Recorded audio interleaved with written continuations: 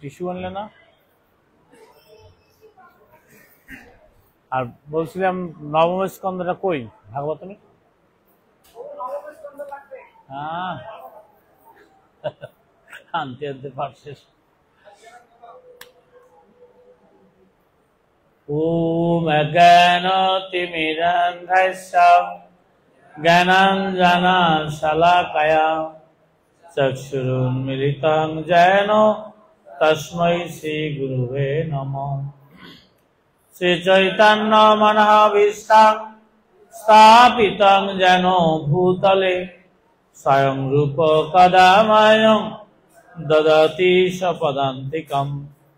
वन्देऽहं श्रीगुरौ श्रीयुतपदकमलं श्रीगुरुन् वैष्णवांश श्रीरूपं साग्रजातं सहगण रघुनाथान्वितं तं सजीवं साद्वैतं सावधूतं परिजनसहितं कृष्ण चैतन्य देवं श्रीराधा कृष्ण पादान् सहगण ललिता श्री विशाखान्वितां च नमो विष्णुपादाय कृष्णपृष्ठाय भूतले श्रीमते भक्तिवेदांत स्वामिनिति नामिने नमस्ते सरस्वती देवे गौरवाणी प्रचारिणे निर्विशेष शून्यवादी पाश्चात्यदेशतारिणे नमो महावदन्नाय कृष्ण प्रेम प्रदायते कृष्णाय कृष्ण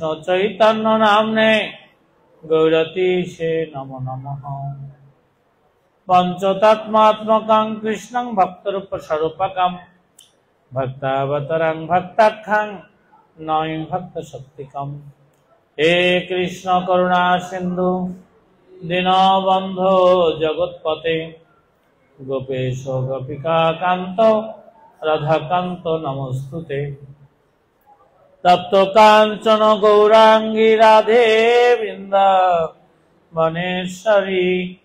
वृषभानुसुते देवी प्रणमामि हरिप्रिये वृंदावै तुलसीदेव्यै प्रियै केशवस्य च विष्णुभक्तिप्रददेवी सत्यवत्यै नमो नमः वंशाकल्पतरुभ्यश्च कृपा सिन्धुभ्येव च पतितानां पावनेभ्यो वैष्णवेभ्यो नमो नमः जय श्री कृष्ण चैतन्य प्रभु नित्यानंद श्री अद्वैत गदाधर श्रीवासादि गौरभक्तवृंद हरे कृष्ण कृष्ण कृष्ण हरे हरे हरे राम राम राम हरे हरे।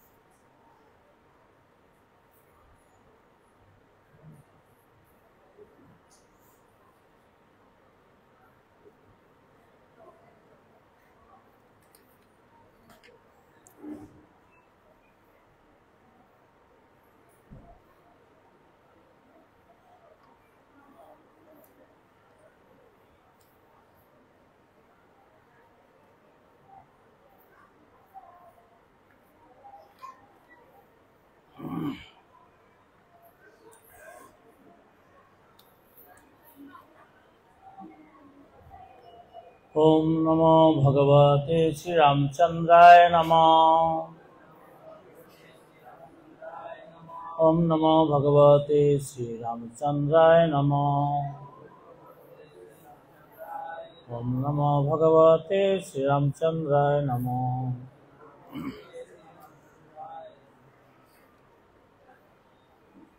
हरे कृष्ण। नवम अध्याय नवम स्कंदेर दशम अध्याये भगवान रामचंद्रेर लीला विषय एखाने आलोचना हয়েছে। আমরা ঠিক শুধু তার সার কথাটা পড়েই তারপরে রামচন্দ্রের জীবন চরিত নিয়ে আমরা আলোচনা করব। এই অধ্যায়ে ভগবান শ্রীরামচন্দ্র কিভাবে মহারাজ খট্টাঙ্গের বংশে আবির্ভূত হয়েছিলেন তার বর্ণনা করা হয়েছে। তিনি রাবণকে বধ করার পর কিভাবে তার রাজধানী অযোধ্যায় ফিরে গিয়েছিলেন তারও বর্ণনা করা হয়েছে। মহারাজ খট্টাঙ্গের পুত্র দীর্ঘবাহু এবং তার পুত্র রঘু, রঘুর পুত্র অজ, অজের পুত্র দশরথ ও দশরথের পুত্র ভগবান শ্রীরামচন্দ্র। ভগবান যখন রাম, লক্ষ্মণ, ভরত এবং শত্রুঘ্ন এই চার অংশে আবির্ভূত হন তখন বাল্মীকি প্রভৃতি তত্ত্বদর্শী মহর্ষিরা শ্রীরামচন্দ্রের লীলার বিস্তার ভাবে বর্ণনা করেছিলেন। শ্রীল সুখদেব গোস্বামী সংক্ষেপে সেই লীলা বর্ণনা করেছেন। ভগবান রামচন্দ্র বিশ্বামিত্র মুনির সঙ্গে গিয়ে মারিচ আদি রাক্ষসদের বধ করেন। অর্ধনুভঙ্গের পর শ্রীরামচন্দ্র সীতা দেবীকে বিবাহ করেন এবং পরশুরামের দর্পহরণ করেন। পিতৃসত্য পালনের জন্য তিনি লক্ষ্মণ এবং সীতাসহ বনে গমন করেন। সেখানে তিনি শূর্পণখার নাসাচ্ছেদন করেন এবং খর দূষণাদি রাবণের অনুচরদের বধ করেন।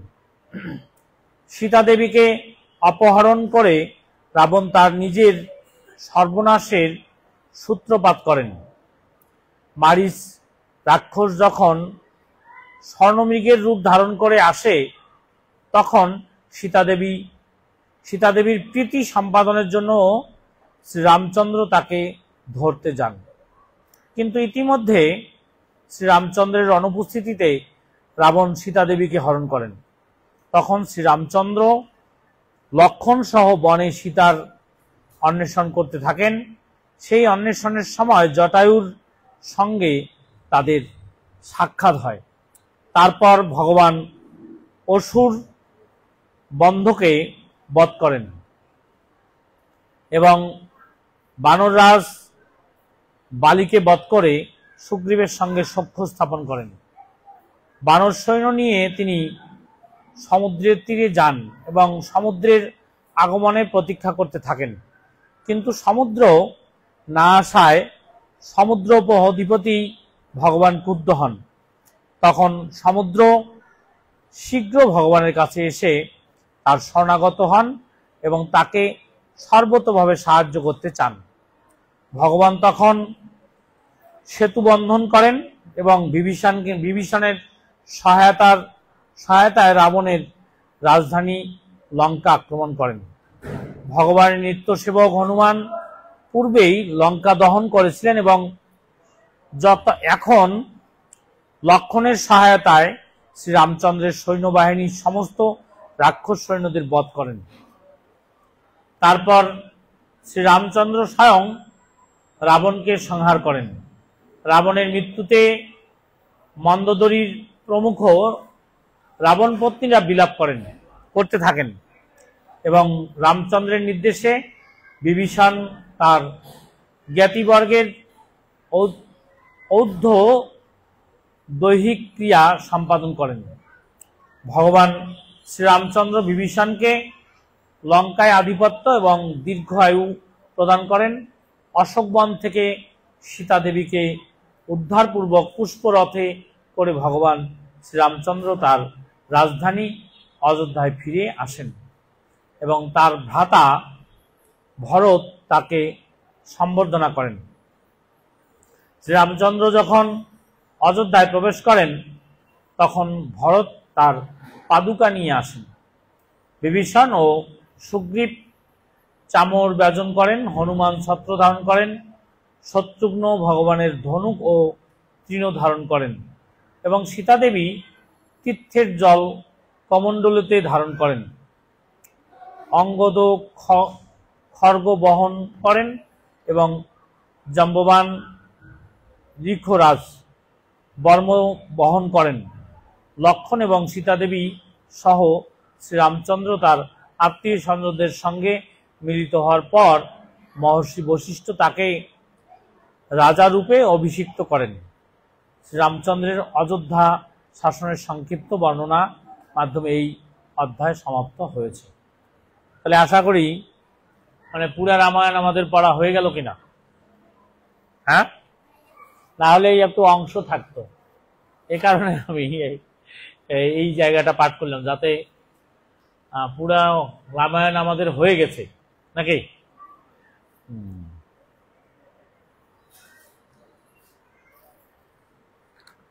আমরা একটা শ্লোক পাঠ করি।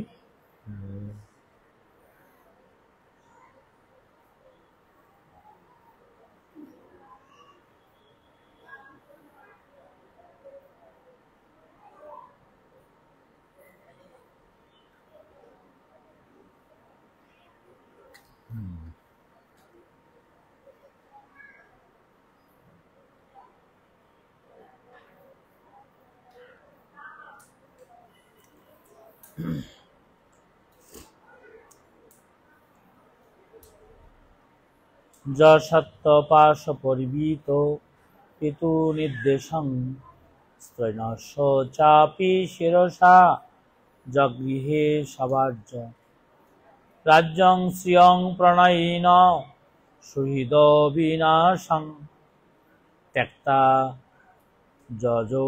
যযৌবন মশুনিব মুক্ত সঙ্গ।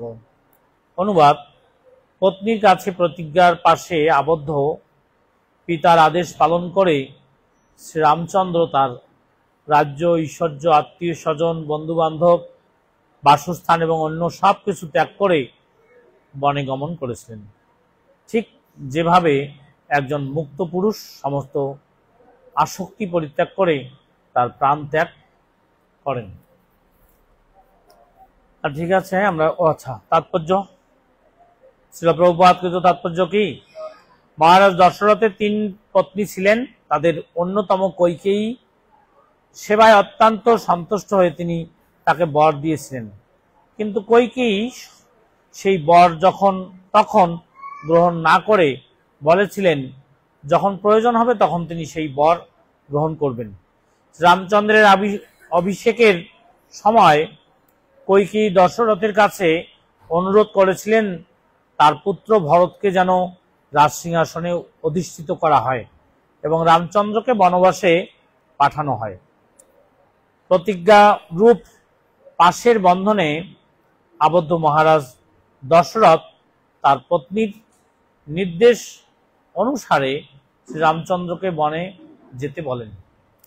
পিতৃভক্ত পুত্ররূপে ভগবান তৎক্ষণাৎ সেই আদেশ শিরোধার্য করেন। মুক্ত পুরুষ বা মহাযোগী যেভাবে জড় বৈশ্বিক বাসনাশূন্য হয়ে তার জীবন ত্যাগ করেন, ঠিক তেমনি ভাবেই তিনি নির্দ্বিধায় সর্বস্ব ত্যাগ করে বনবাসী হয়েছিলেন। হরে কৃষ্ণ। আসলে ভগবান রামচন্দ্র যে আবির্ভূত হয়েছিলেন এটা কোন প্রেক্ষাপটে, সেই প্রেক্ষাপট সম্বন্ধে আমাদের জানা দরকার। এমনি সাধারণত মানুষ ভগবান রামচন্দ্রকে এরকম কোনো পৌরাণিক পুরুষ, ঐতিহাসিক পুরুষ, একজন নীতিপরায়ণ রাজা, এভাবে এরকম বর্ণনা করেন। বিভিন্ন সাহিত্যিকগণ পর্যন্ত এরকম ভাবে তার বর্ণনা করেন। কিন্তু আসলেও এরকম কোনো নীতিজ্ঞ রাজা বা এরকম মহাপুরুষ বা ন্যায়পরায়ণ কোনো রাজা এরকম না। যদিও এই সমস্ত গুণাবলী ভগবান রামচন্দ্রের মধ্যে ছিল, যে সমস্ত গুণের বর্ণনা তারা করে, কিন্তু তারা এই সমস্ত করতে গিয়ে বলে যে উনি এরকম একজন ন্যায়পরায়ণ রাজা ছিলেন, এরকম ঐতিহাসিক কোনো পুরুষ ছিলেন। কিন্তু না, ভগবান রামচন্দ্র কোনো এরকম সাধারণ ঐতিহাসিক পুরুষ বা এরকম ন্যায়পরায়ণ শুধু রাজা ছিলেন না, তিনি ছিলেন স্বয়ং ভগবান। তিনি একদিক থেকে পরম পুরুষ, তিনি পরমেশ্বর ভগবান এবং সকল জীবের যিনি পরমাত্মা রূপে সকলের হৃদয়ে অবস্থান করছেন এবং সকল জীব যার অংশস্বরূপ, সকল দেবতা যার থেকে প্রকাশিত হয়েছে, জগতের সকল কিছুর উৎপত্তি যার থেকে হয়েছে, তিনি হচ্ছেন স্বয়ং রামচন্দ্র। ঠিক এই রামচন্দ্র কোন সাধারণ ব্যক্তি না, স্বয়ং ভগবানেরই অবতার। বিশেষ করে স্বয়ং পরমেশ্বর ভগবান হচ্ছেন শ্রীকৃষ্ণ, তারই অংশ অবতার রূপে তিনি তার নিত্য ধাম যে অযোধ্যা, সেখানে তার নিত্য পার্ষদ নিয়ে, পরিকরদের নিয়ে সেখানে তিনি নিত্য বিরাজ করেন। এরকম যত নিত্য ধাম আছে, বিশেষ করে যেমন কৈলাস ধাম, কৈলাস ধামে কে অবস্থান করেন? শিবজি মহারাজ। আর এই পৃথিবীকে কি বলা হয়? এই পৃথিবী হচ্ছে দেবী ধাম। এই দেবী ধামের কর্ত্রীকে দুর্গা দেবী। আর কৈলাস ধামের প্রধানকে শিবজি মহারাজ। এগুলো সব বিশেষ করে নিত্যধাম। কৈলাস ধাম, তারপরে বৈকুণ্ঠ ধামের অধিপতিকে স্বয়ং নারায়ণ। ঠিক তদনুরূপ ভগবান রামচন্দ্রের নিত্যধাম আছে। সেই নিত্যধামের নাম কি? অযোধ্যা ধাম। এই অযোধ্যা ধামের ঊর্ধ্বে হচ্ছে তিনটি ধাম। কি কি? দ্বারকা, মথুরা এবং বৃন্দাবন। সেই বৃন্দাবনে কে অবস্থান করেন? ঠিক এই তিনটা ধামেই ভগবান শ্রীকৃষ্ণ লীলা করেন, কখনো মথুরায়, কখনো দ্বারকায়, এবং তার নিত্য যে ধাম, নিত্য অবস্থানের যে জায়গা, সেটা হচ্ছে গোলক বৃন্দাবন।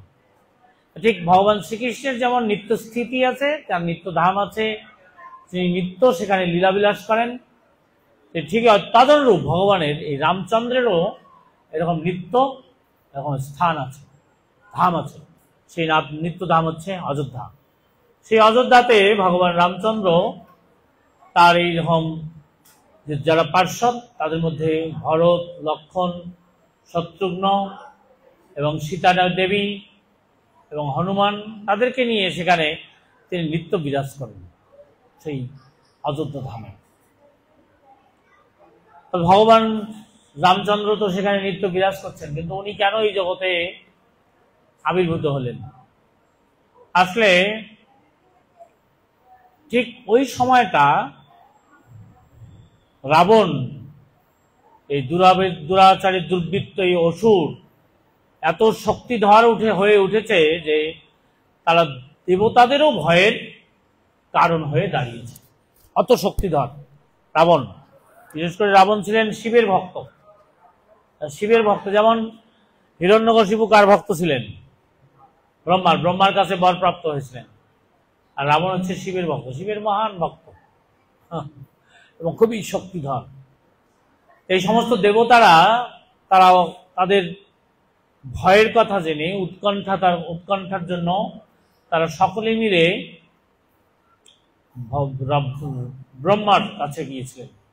সমস্ত দেবতাদের যে পিতামহ, সেই ব্রহ্মার কাছে গিয়ে তারা প্রার্থনা করেন যে এই দুর্বৃত্ত রাবণকে যদি ভগবান নিজেই তাকে বধ না করে, তাহলে আমরা কোনো ক্রমেই শঙ্কা থেকে মুক্ত না, বা এই জগৎ সমস্ত এরকম দুর্বৃত্ত থেকে মুক্ত হতে পারে না।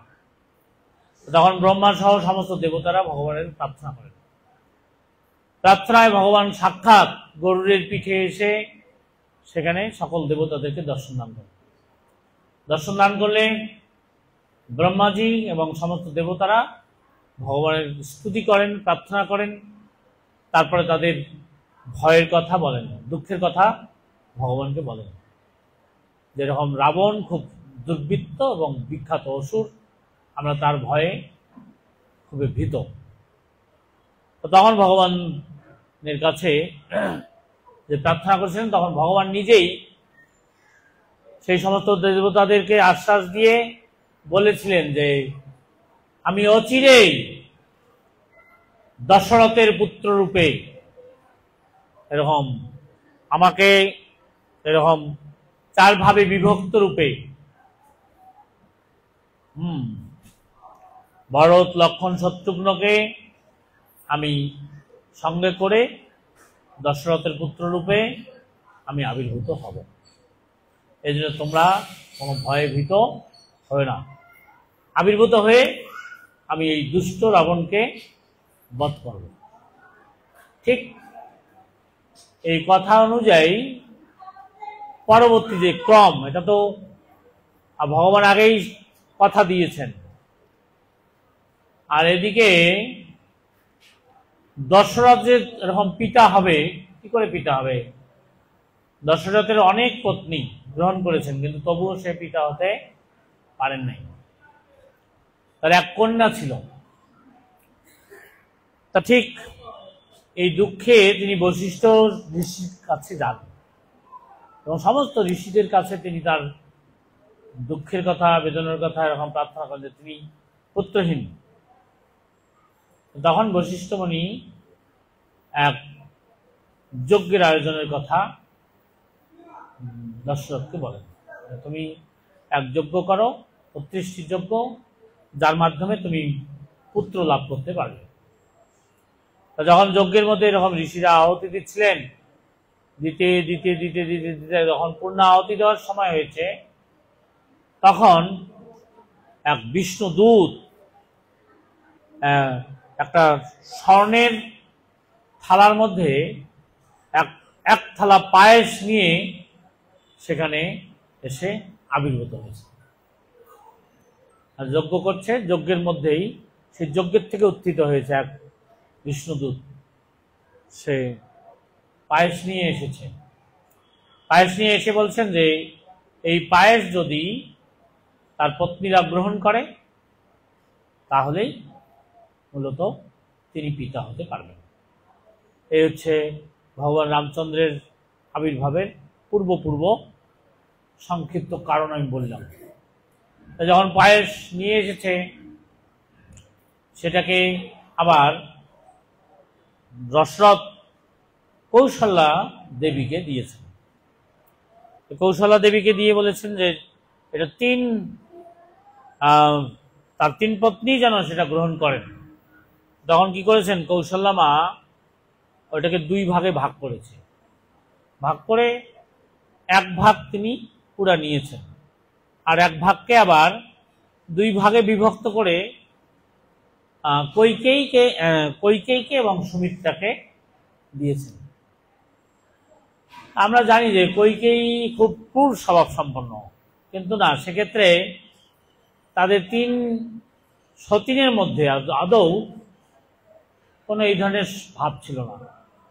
কৈকেয়ী মনে করছে যে যেহেতু সুমিত্রা আমাদের সকলের ছোট, তাহলে তার প্রতি আরো যদি কৌশল্যা এই ক্ষীরের পাত্র পেয়ে যদি আমাদেরকে বন্ধন করতে পারে তাহলে আমার কি হচ্ছে, যেহেতু সে ছোট, আমরা যেহেতু 2 জন ছোট, আমাদেরকে ক্ষীর দিয়ে দিয়েছে, পায়েস দিয়েছে, তাহলে সুমিত্রা যেহেতু কৈকেয়ী ছোট ছিল, তাহলে কৈকেয়ী কি করেছিলেন, তার সে যা পেয়েছে ওটা আবার 2 ভাগ করে 1 ভাগ সুমিত্রাকে দিয়েছে। এ কারণেই যে পায়েস, এটাকে অবলম্বন করে, এটাকে আশ্রয় করে যজ্ঞের মাধ্যমে সাক্ষাৎ ভগবান বিষ্ণুদূতের মাধ্যমে তার কাছে প্রেরণ করেছে। তার আবির্ভাব এইভাবে হয়েছে। কৌশল্যা মা যে অর্ধেক খেয়েছে, আর বুঝতে হবে যে ভগবান রামচন্দ্রের এরকম 3 ভাই হচ্ছে ঠিক এই পূর্ণ ভগবানের শক্তির অর্ধেক প্রকাশ। আবার লক্ষণ হচ্ছে এই 2 ভাইয়ের অর্ধেক প্রকাশ। আর ঠিক কৈকেয়ী মাতা যে একটা ভাগ পেয়ে 2 ভাগে বিভক্ত করেছে, সেটা হচ্ছে শত্রুঘ্ন এবং ভরত মহারাজ। এইভাবে ভগবান রামচন্দ্র সাক্ষাৎ দশরথের পুত্র রূপে তিনি অযোধ্যাতে আবির্ভূত হলেন। ঠিক আমি খুব সংক্ষিপ্তভাবে বলবো যে রাজা দশরথ অত ন্যায়পরায়ণ ছিলেন, আদর্শ রাজা ছিলেন, এবং সেই সাথে তার পুত্রদেরকে যথোপযুক্ত মানুষ করার জন্য তিনি ঋষিদের কাছ থেকে তাদেরকে অধ্যয়ন করেছিলেন। এখন কথা হচ্ছে কি যে আমরা যে জায়গাগুলো একটু জানা দরকার, ভগবান রামচন্দ্র কিভাবে বড় হয়েছেন, সেগুলো আর বেশি বর্ণনা করার দরকার নেই।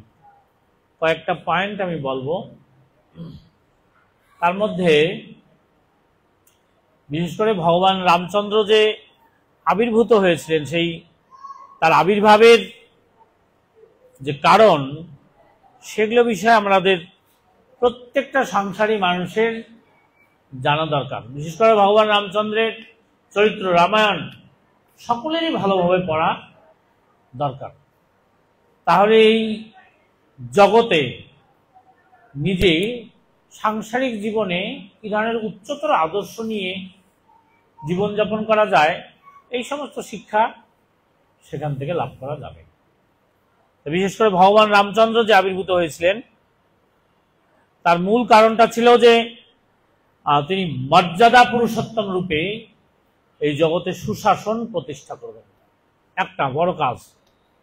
দ্বিতীয় কি,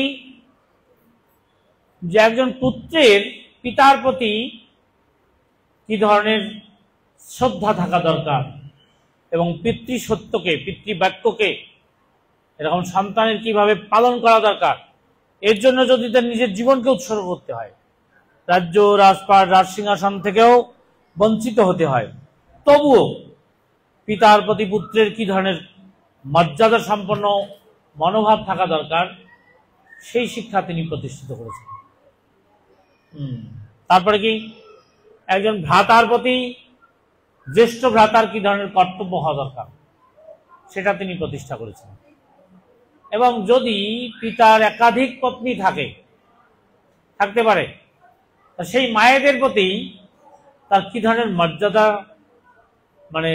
রক্ষা করে সেই মাতৃদেবীদের প্রতি সম্মান প্রদর্শন করা দরকার সেটা রামচন্দ্র প্রতিষ্ঠা করেছেন। এবং সেই সাথে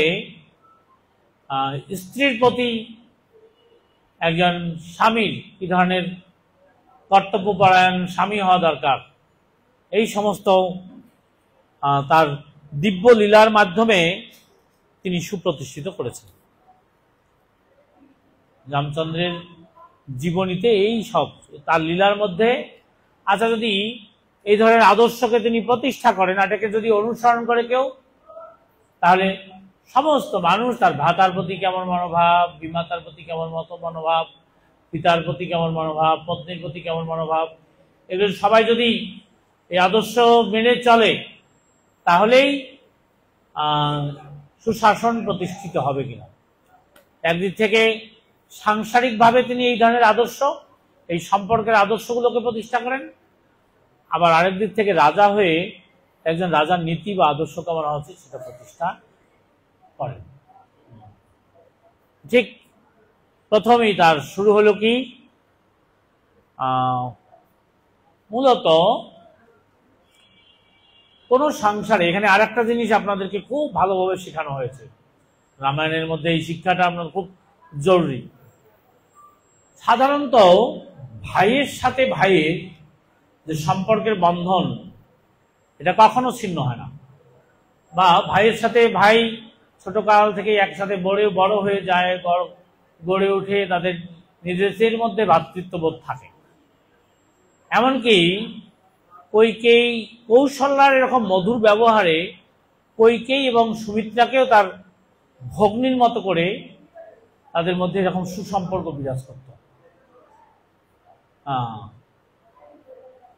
ঠিক এখানে একটা জিনিস আমাদের জানা দরকার যে রামচন্দ্র যদিও কৌশল্যার পুত্র, কিন্তু তিনি সবসময় কৌশল্যা মায়ের থেকে কইকেয়ী মাকে বেশি শ্রদ্ধার দৃষ্টিতে দেখতেন। কেন, সেই কথাটাই বর্ণনা করবো আমি এখন, যে কেন কৌশল্যা মাকে সুমিত্রা মাকে তিনি যতটা শ্রদ্ধা করতেন তার থেকে কইকেয়ী মাকে কেন বেশি শ্রদ্ধা করতেন। কারণ হচ্ছে এই যে দশরথ যখন কোনো অসুস্থ হয়ে যেতেন, আর যে কোনো সেবার ক্ষেত্রে সবসময় বেশি দায়িত্বশীল হয়ে সেবা কে করেছেন? কে? কইকেয়ী মাতা। ঠিক এটা কেন? তার কারণ হচ্ছে যে যেহেতু রামচন্দ্রের কার প্রতি ভক্তি বেশি? পিতার প্রতি ভক্তি বেশি। তাহলে সেই পিতার কে নিষ্ঠার সহিত সেবা করেছে ওইভাবে তিনি বিচার করতেন। কার গর্ভে তিনি জন্মগ্রহণ করেছেন সেটা ব্যাপার না, আসলে যেহেতু বড় শ্রদ্ধার জায়গাটা কার? পিতার। পিতার সেবা কে বেশি নিষ্ঠার সহিত করেছে, ঠিক এই বিচারে রামচন্দ্র কইকেয়ী মাকে বেশি সম্মান করতেন। কারণ কইকেয়ী দশরথের অধিক সেবা করেছেন, পত্নী হয়ে এই তিন পত্নীর মধ্যে বেশি সেবা করেছেন। এ কারণে পিতার প্রতি সেবা পরায়ণ হয়ে সেবা করার জন্যই গর্ভধারিণী মাকে না, সেই পিতাকে বেশি সেবা কে করেছেন তাকে তিনি বেশি শ্রদ্ধা করতেন। এমনকি রামচন্দ্র যখন তিন মা একত্রে থাকত, সর্বাগ্রে গিয়ে কইকেয়ী মাকে প্রণাম করতেন, কারণ তিনি পিতার অধিক সেবা করেন। তাহলে কি ধরনের মর্যাদা বোধ ছিল, তার সম্মান বোধ ছিল। কিন্তু এদিকে কি হয়েছে যে যখন ধীরে ধীরে রামচন্দ্র বড় হয়েছেন, ঠিক এই সময় আসলে দশরথ নিজে ধীরে ধীরে ধীরে বার্ধক্যের কারণে, কিছু অসুস্থতার কারণে তিনি মন্ত্রীদের কাছ থেকে পরামর্শ নিচ্ছিলেন, একটা সলা পরামর্শ নিচ্ছিলেন যে আসলে আমি যদি কোনো কারণে দেহ ত্যাগ করি তাহলে এই সময় ঠিক আমার উপযুক্ত পুত্রকেই রাজ্যাভিষিক্ত করে রাজা করা দরকার। আর একটা নীতি আছে আমাদের শাস্ত্রে, যখন পিতার কাঁধ আর পুত্রের কাঁধ এটা প্রায় সমান হয়ে যায়, সমান বা ঠিক পিতার থেকে পুত্রের কাঁধ যদি কখনো বড় হয়ে যায়, মানে বড় হয়ে যায় যখন ছেলেরা, তখন আমাদের নীতিশাস্ত্র মানে আমাদের শাস্ত্রে আছে, সনাতন শাস্ত্রে আছে যে পিতার বানপ্রস্থ গ্রহণ করে তখন তার সংসারের দায়িত্ব পুত্রের উপর ন্যস্ত করবে। ইতিমধ্যে রামচন্দ্র বড় হয়ে গেছে, তার পিতার কাঁধের সাথে সমান হয়েছে, তার মানে এখন তার কাঁধের যে ভার এটা কে গ্রহণ করতে পারে?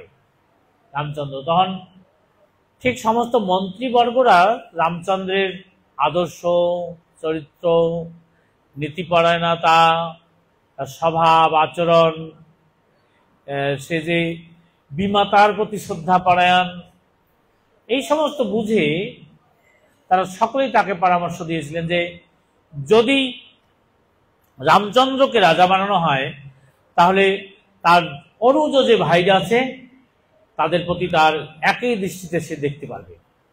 এমনকি মাতৃজ্ঞানে 3 মাকেই সে অধিক মর্যাদা দেবেন। তার কারণ কি, যে সে তার কৌশল্যা মায়ের থেকে কৈকেয়ী মাকেই বেশি শ্রদ্ধা করে, তাহলে নিশ্চয়ই তাদের প্রতি কোনো হীন আচরণ করবেন না। আর কৌশল্যা সেটাতে অসন্তুষ্ট না হয়ে বরং সবসময় সন্তুষ্ট হতেন, বাহ আমার পুত্র কত আদর্শবান, তার পিতার সেবা কে করে, এই জন্য কৈকেয়ীকে সে অধিক শ্রদ্ধা করে। বাহ, এতে কৌশল্যা কখনো তার মধ্যে এরকম পুত্রের প্রতি কোনো হীন দৃষ্টি বা এরকম মনোভাব তৈরি হয়নি, বরং তিনি আনন্দে বিভোর হয়ে যেতেন, বাহ আমার পুত্র সে কত আদর্শবান। এইরকম এই ঠিক তার রাজ পরিবারের মধ্যে এইরকম আদর্শ প্রতিষ্ঠিত হয়েছে, এরকম উচ্চতর আদর্শ নিয়ে সকলে একটা সুসম্পর্কে সেখানে বিরাজ করছেন। আর এদিকে ভরত এবং শত্রুঘ্ন দুইজনেই মামার বাড়ি গিয়েছিলেন, কিন্তু মন্ত্রীরা একটা শুভ সময় নির্ণয় করেছেন যে এই সময় যদি তাকে রাজা বানানো যায় তো এটা খুবই শুভ সূচক হবে। আর যেহেতু আপনি অসুস্থ হয়ে যাচ্ছেন, ঠিক এই উত্তম সময়ে আপনার রাজ্যাভিষিক্ত করা প্রয়োজন। ভালো কথা, দশরথ সিদ্ধান্ত নিয়েছেন, ঘোষণা দিয়েছেন রামচন্দ্রকে রাজা বানানো হবে, রাজ্যাভিষিক্ত হবে। সমস্ত অযোধ্যার মধ্যে এক আনন্দের লহর বইছে। সকল প্রজারা ইতিমধ্যেই দেখেছেন যে রামচন্দ্র কতটা আদর্শপরায়ণ। এই ধরনের ব্যক্তিকে যদি দশরথ এরকম পুত্রকে যদি রাজ্যরাজ সিংহাসন দিতে পারে তাহলে সুশাসন প্রতিষ্ঠিত হবে, সকল প্রজারা সন্তুষ্ট হবে। সকল প্রজারা, সকল ঠিক মন্ত্রীবর্গ তারা সকলেই খুশি হয়েছিলেন এবং এই আনন্দের কথা পুরা অযোধ্যার মধ্যে ছড়িয়ে গেছে। কিন্তু এর মধ্যে একজন একটা খুবই খারাপ চরিত্রের মহিলা, কি আপনার নাম জানেন? তার কি নাম? হ্যাঁ, এই মন্থরা কি, এটাই হচ্ছে সংসারের সমস্ত দুঃখের কারণ। এই জগৎ যে দুঃখালয়, এই দুঃখালয়ে কারণ কি দেখবেন যে স্বামী স্ত্রীতেও কখনো কখনো দ্বন্দ্বভাব সৃষ্টি করতে পারে কে? মন্থরা। এই ক্ষেত্রে আমাদেরকে কি শাসন করা হয়েছে? আসলে ঘটনায় কি ঘটেছে সেটা ব্যাপার না, আসলে সকল মানুষকে এখানে একটা জিনিস শেখানো হয়েছে, খবরদার যে যে সমস্ত ব্যক্তিরা এরকম কুপরামর্শ দান করে, আপনার কান যেন সেই সমস্ত শব্দ গ্রহণ না করে। এই শিক্ষা দেওয়া হয়েছে রামায়ণে। মন্থরা সে কি সৎ কোনো পরামর্শ দিয়েছে না অসৎ পরামর্শ দিয়েছে? এই অসৎ পরামর্শের ফল কি হয়েছে? কি হয়েছে বলেন? এই যত বড় যুদ্ধ হয়েছে, যত দুর্ঘটনা ঘটেছে, এটা কিসের জন্য? কারো কোনো সমস্যা নাই, একটা সমস্যা। কার? শুধুমাত্র মন্থরার এই কুপরামর্শটা কইকেই গ্রহণ করেছে। কইকে কি এরকম ছিলেন নাকি ওই ধরনের?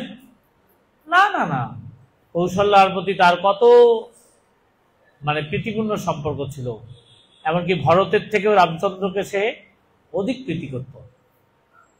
কিন্তু এই কুমন্ত্রণাদাতা, এটাই হচ্ছে সংসারের সমস্ত দুঃখের মূল। এই সুখের সংসারে আগুন জ্বলে গেল, আগুন ধরে গেল কি কারণে? মন্থরার কুমন্ত্রণায়। এই জন্য আপনারা যারা আছেন না, দেখবেন এমনি সংসারে ভালোই চলছে, শ্বশুর শাশুড়ি দেবর ননদ সব কিছু নিয়ে ভালো চলছে, কিন্তু যদি কখনো কোনো কুমন্ত্রণা, এই কুকথা যদি কানের মধ্যে ঢুকান, ঢুকলেই শেষ। প্রথম মন্থরা যখন কইকেয়ীর কাছে এসেছিল, তার মনোভাবটা দেখুন কেমন। এই ঠিক মন্থরার পরামর্শের আগে আর পরের মধ্যে কি পার্থক্য। মন্থরা যখন এসেছিল তখন কইকেয়ী এত খুশি হয়েছে যে রামচন্দ্র ভগবান হচ্ছে, তার নিজের অলংকার খুলে এটা কইকেয়ী তার মন্থরাকে দিয়েছে। দিয়ে বলছে, জানো জানো জানো কি, আমার পুত্র রাম আজকে রাজা হতে যাচ্ছে। আনন্দে তার নিজের দামি অলংকারটাও দিয়ে দিছে। তাহলে কইকেয়ীর মনোভাবটা কি ছিল? আনন্দে বিভোর ছিল।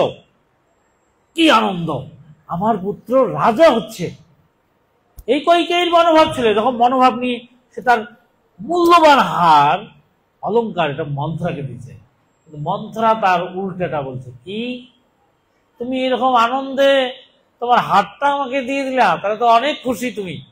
হ্যাঁ, আমি অনেক খুশি, আমি অনেক আনন্দিত। না, কুকথা শুরু হয়ে গেছে। তুমি হয়তো কৌশল্যার দাসী হতে পারো, কিন্তু তুমি কখনো রাজমাতা হতে পারবে না। রাজমাতা কে হবে? রাজার মা কে হবে? কৌশল্যা। না না না, আমিও তো রাজমাতা। না না, তুমি তাকে গর্ভে ধারণ করো নাই। যদি গর্ভে ধারণ করতে, তাহলে তুমি রাজমাতা হতে পারতে। এই যে আস্তে আস্তে তুমি দাসী না রাজমাতা হতে চাও, কোনটা?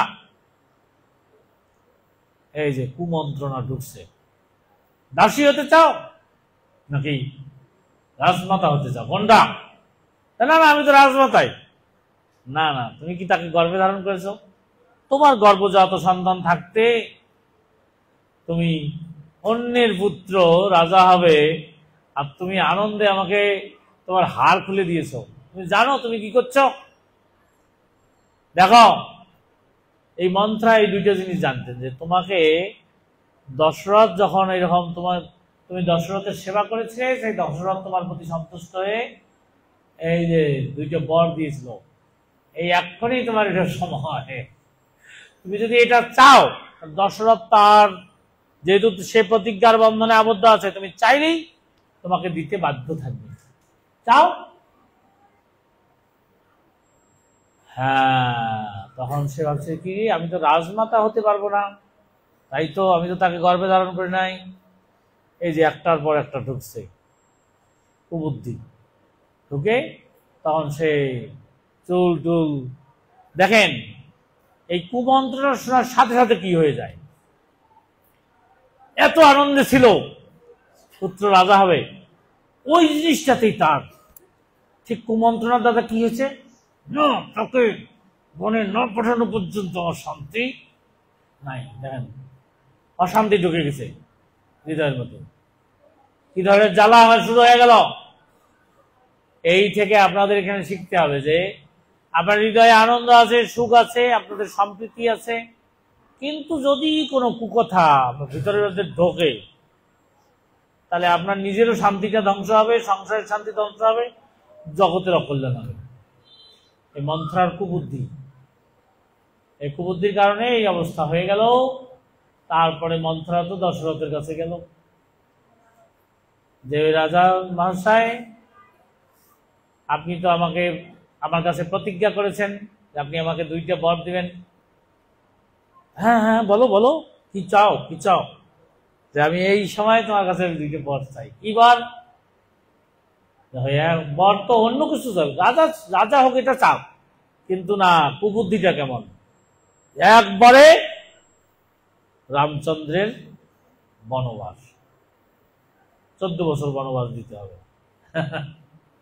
প্রথমটা এইটা, আর দ্বিতীয়টা হলো, তাহলে তার রাজা হতে পারলো না। দ্বিতীয়বার হচ্ছে আমার পুত্র ভরত, সে রাজা। এই তো দশরথ শুনেই তো মাথার মধ্যে বাস পড়ে গেছে, কি বলছো তুমি? না না না, এটা কখনোই হতে পারে না। এটা নিয়ে তর্ক বিতর্ক হচ্ছে। আর এই সংবাদ কার কাছে চলে গেছে?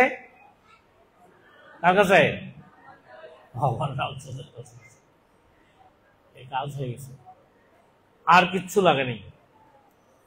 আদৌ মূলত দশরথ, রাজা দশরথ আদৌ তার স্ত্রীকে এরকম বলে নাই যে ঠিক আছে আমি রামচন্দ্রকে বনে দিব আর ভরতকে রাজা বানাবো। উনি প্রতিজ্ঞা করেছেন কিন্তু বলেন নাই। কিন্তু রামচন্দ্রের মনোভাব কেমন, কে কথা দিয়েছে?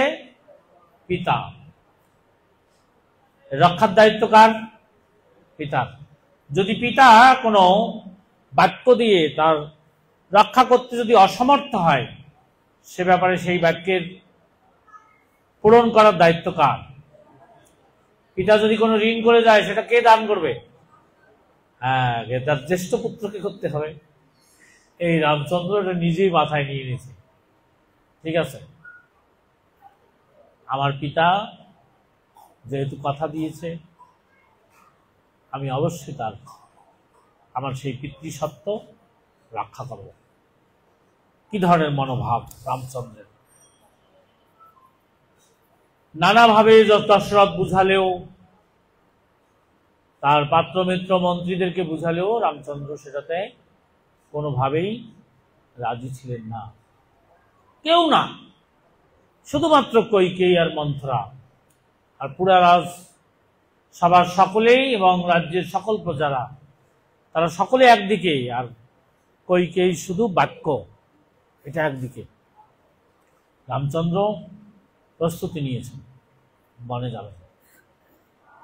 দশরথ তাকে একদিনের জন্য অনুরোধ করেছিল, তুমি আর একটা দিন থেকে যাও, সেটাও সে রক্ষা করতে চাননি।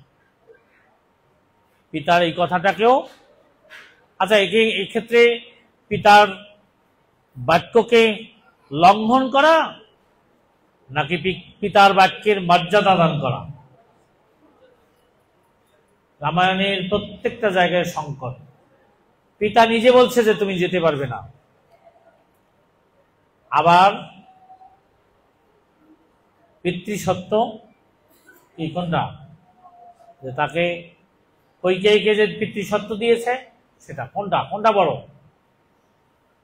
পিতার এই সময়ের যে কথাটা, এটা ঠিক রক্ষা করা উচিত ছিল কিনা রামচন্দ্রের? না, তুমি রাজা হবে, তুমি যেতে পারবে না, এটা রক্ষা করা উচিত ছিল নাকি বনে যাওয়া উচিত ছিল? কোনটা, কোনটা ধর্ম, কোনটা বলেন দেখি, কোনটা কোনটা ধর্ম? এটা তো পিতৃ আজ্ঞা, এটা ধর্ম না। কিন্তু কিন্তু তিনি যে প্রতিশ্রুতিবদ্ধ, হ্যাঁ ঠিক, এই আজ্ঞাকেও পর্যন্ত তিনি লঙ্ঘন করে আর পিতৃসত্ত্ব পালনের জন্য নিজে বনবাসে গিয়েছিলেন। আমি সংক্ষিপ্তভাবে বলি, মূল মূল কথাগুলো বলবো। যে তাহলে বলেন যে সোনার সংসারের মধ্যে যদি কোনো কুমন্ত্রণা ঢুকে যায় তাহলে সব শেষ, এখন তছনছ করে দিবে, ধ্বংস হয়ে যাবে সব। এই এই জিনিসটা রামচন্দ্র মানে আমাদের রামায়ণ থেকে শিখিয়েছে। এই মন্থরা যদি ঢোকে কানের মধ্যে তাহলে শেষ, ধ্বংস। এখন মন্থরার জন্য তো আর আলাদা লোকের দরকার নাই। এখন আমি শুনেছি এই বর্তমান সময় নাকি মানে মায়েরাই নাকি মেয়েদের বড় শত্রু হয়ে দাঁড়িয়েছে, সংসারে অশান্তির কারণ হয়ে দাঁড়িয়েছে, জানেন এটা? হ্যাঁ, বিশেষ করে মেয়ে যখন বাবার বাড়িতে যাবে, বাবারা অতটা সমস্যা না, কিন্তু মা জিজ্ঞাসা করবে শাশুড়ি কেমন, ননদ কেমন। ওই মন্থরার যেগুলো যেগুলো বুদ্ধি আছে সব ওই শাশুড়ি নাকি বেশি দেয়।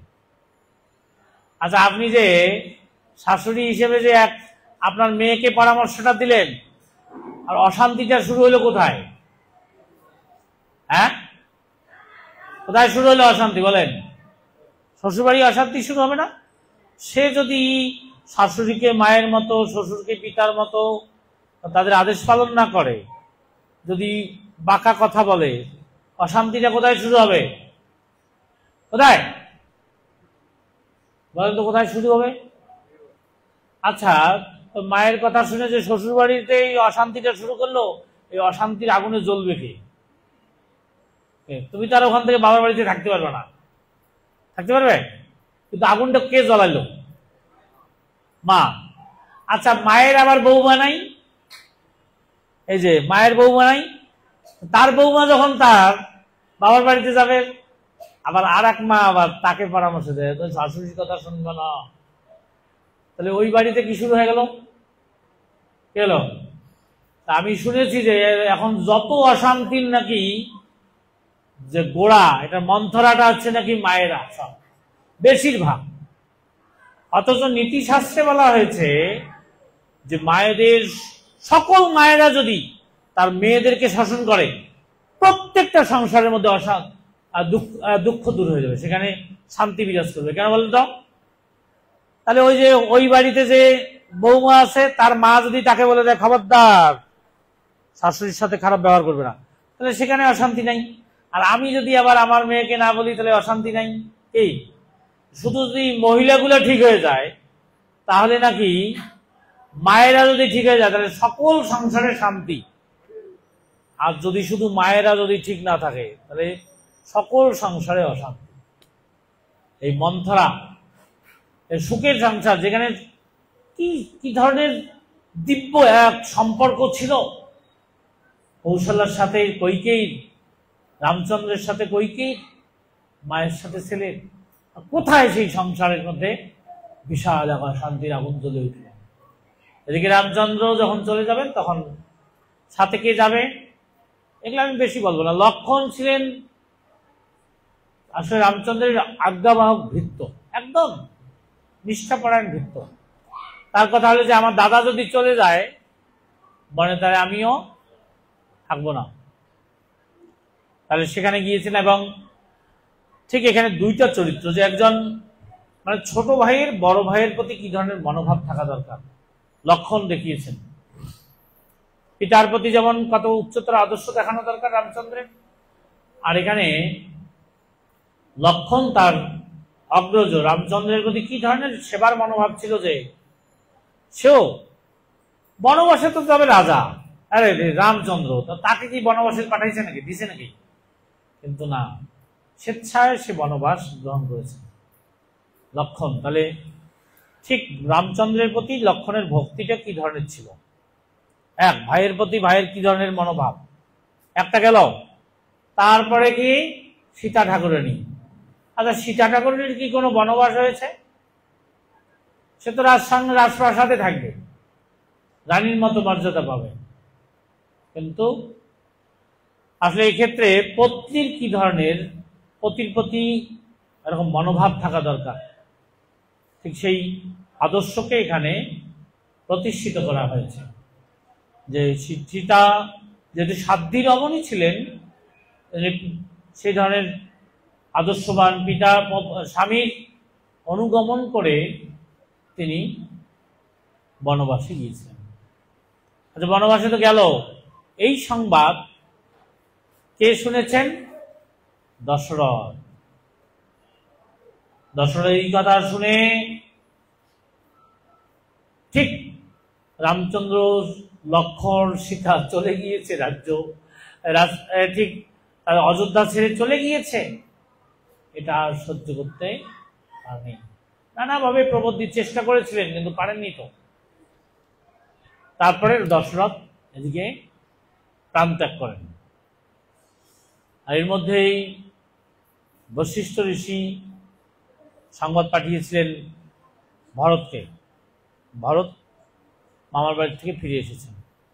ফিরে এসে প্রথম গিয়েছেন কার কাছে? কইকেয়ী মার কাছে। সে কিন্তু জানে না যে বাবা মারা গেছে। বাবা তো মারা মৃত অবস্থায় রাজপ্রাসাদে আছেন। এসে দেখে যে পুরো শোকের ছায়া সব জায়গায়। কইকেয়ী মাকে গিয়ে ভরত জিজ্ঞাসা করছেন, পিতার শরীর কেমন আছে? ঠিক দেখেন, কইকেয়ী ওই কুমন্ত্রণা শুনে তার মনোভাবটা কি ধরনের হয়েছে। স্বামী যে মারা গিয়েছে ওই চিন্তা তখন তার ছিল না। সে তার দুঃখের কথাটা তাকে না শুনিয়ে, যে তোমার বাবা মারা গিয়েছে, এটার জন্য শোক প্রকাশ না করে, দুঃখের কথা না বলে ভরতকে প্রথম শুনিয়েছেন, দেখো তুমি রাজা হতে যাচ্ছ। এই কেন? প্রথম শুনিয়েছে, খুব আনন্দের সহিত শুনিয়েছে যে দেখো ভরত, তুমি রাজা হতে যাচ্ছ। ঠিক ওই সময় ভরত আকাশ থেকে পড়েছে, কি বলো তুমি, কেন? তখন বলেছে যে ইতিমধ্যে রামচন্দ্র বনবাসে চলে গেছে। আর তারপরে কি, তোমার বাবা দেহত্যাগ করেছে। কুমন্ত্রণা কি জিনিস, যে তাকে কি ধরনের ক্রূর করে ফেলছে, যে সে প্রথম তাকে বলছে তুমি রাজা হতে যাচ্ছ, তারপরে বলছে যে তোমার দাদা বনে চলে গেছে, আর তারপরে বলছে তোমার বাবা দেহ রেখেছে। ঠিক ভরত এটা মেনে নিতে পারেনি। তারপরে তার মায়ের কাছ থেকে যখন শুনেছেন, সাথে সাথে তার মাকে তিনি ত্যাগ করেছেন, যে তুমি কখনোই মা হতে পারো না। ওই কালী যেমন সংহার মূর্তি ধারণ করে জগৎকে সংহার করতে চায়, তুমি যেন তারই এক প্রকাশ রূপেই আমাদের রাজপ্রাসাদে আছো, অপেক্ষা করছো, পুরা সব কিছুকে সংহার করতে চাও তুমি। যাই হোক, ঋষিদের পরামর্শে ভরত, তার যেহেতু পিতৃদেব মারা গিয়েছেন, তার সৎকারের জন্য তিনি যান। সৎকার কার্য সাধন করার পরে তিনি সব বিষয়ে অবগত হয়ে ভরত সিদ্ধান্ত নিলেন যে আমি রাজা হব না, কোনো ক্রমেই না। এবং তার মায়ের প্রতি সে বিদ্বেষ ভাবাপন্ন হয়ে গেলেন। কোনোভাবেই সেই কইকেয়ীকে তিনি সহ্য করতে পারছেন না। এমনকি যদি তিনি এই কথাগুলো বলতেছিলেন যে আমার অগ্রজকে যে বনবাসে পাঠিয়েছে, যার জন্য আমার পিতার মৃত্যু হয়েছে, এই ক্ষেত্রে যে যে এরকম প্রার্থনা করেছে যে তাকে অমুক পাপে ধরুক, অমুক পাপ তাকে ধরুক, সে নরকে যাক, এই ধরনের পাপ তাকে আচ্ছন্ন করুক, তাকে এই পাপ আচ্ছন্ন করুক, এরকম খেদ করে করে ভরত সেই কথাগুলো বলতেছিলেন। অমুক পাপের জন্য ফল তাকে ভোগ করতে হয়, এই ধরনের কথা ভরত বলতেছিলেন। এর মধ্যেই ভরত সমস্ত মন্ত্রীদের সাথে পরামর্শ করলেন যে আপনারা সকলেই প্রস্তুত হন, আমরা রামচন্দ্রকে, ভগবান রামচন্দ্রকে আবার অযোধ্যায় ফিরিয়ে দিয়ে আসার জন্য আমরা সকলেই সেখানে যাব, প্রস্তুতি। কৌশল্যা মাকে বললেন, কুন্তী সুমিত্রা মাকে বললেন, শত্রুঘ্নকে বললেন, সমস্ত মন্ত্রীদেরকে বললেন, এমনকি সেই সময় ঠিক ওই রামচন্দ্র পর্যন্ত যেতে যে রাস্তা তৈরি করার জন্য আদেশ দিয়ে দিলেন। আমরা যে এত হাজার হাজার লোক, লক্ষ লক্ষ লোক যাব তাকে নিয়ে আসার জন্য, সেটার জন্য রাস্তা নির্মাণ করে ফেলুন, গাছ টাছ কেটে কেটে রাস্তা তৈরি করুন, রথে করে তাকে একদম সকলেই গিয়ে, সমস্ত অযোধ্যাবাসী গিয়ে তাকে স্বাগত জানিয়ে নিয়ে আসবেন।